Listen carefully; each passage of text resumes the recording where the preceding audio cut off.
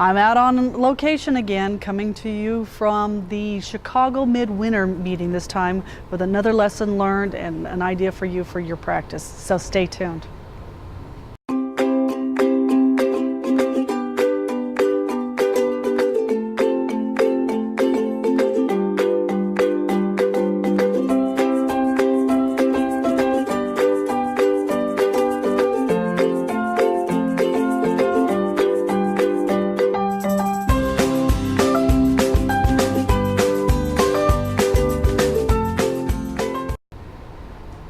Hi, this is Ginger Bratzel from New Patient Attraction Automation and gingerbratzel.com, and I am the author of The Secrets of Creating a Prosperous Dental Practice, and I am out at dental meetings on this little bit.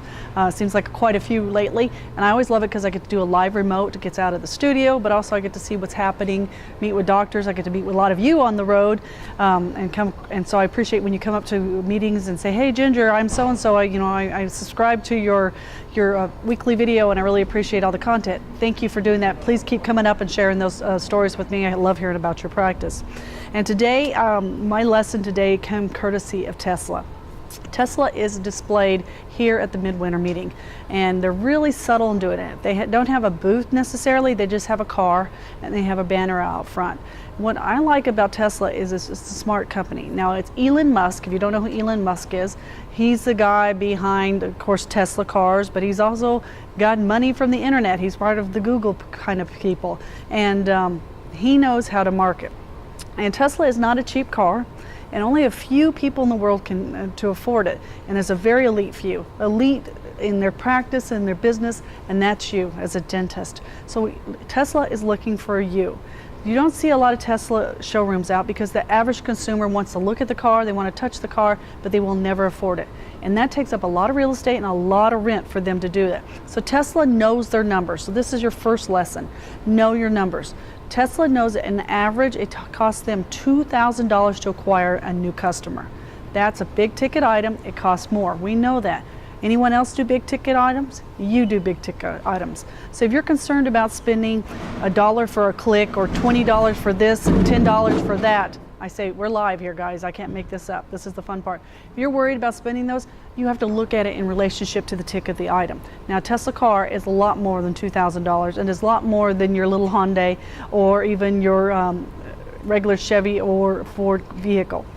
So they know their price point, and they're willing to spend $2,000 to acquire a customer. So Tesla pays a referral fee. So if an existing Tesla customer refers someone to them and they purchase a car, they will pay you $2,000 cash.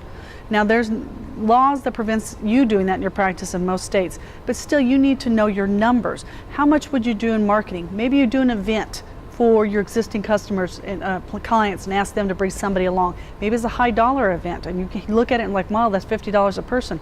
Well, what kind of patients are they going to be? Is it a VIP event where you're going to exclusively offer it to certain people? So if you know your numbers, you can make better choices, and you're always a lot more in control, because most dentists do not understand the numbers. Second lesson I like from Tesla, and I use this lesson often, and I've used it on other shows. Again, they're at a dental meeting. They don't have a showroom across town. They're at a dental meeting. They went to where their target audience is. So make sure you put yourself in front of your target audience. And they were very different than any other booth. They didn't have a salesman there. They just had the car. They just had the longing.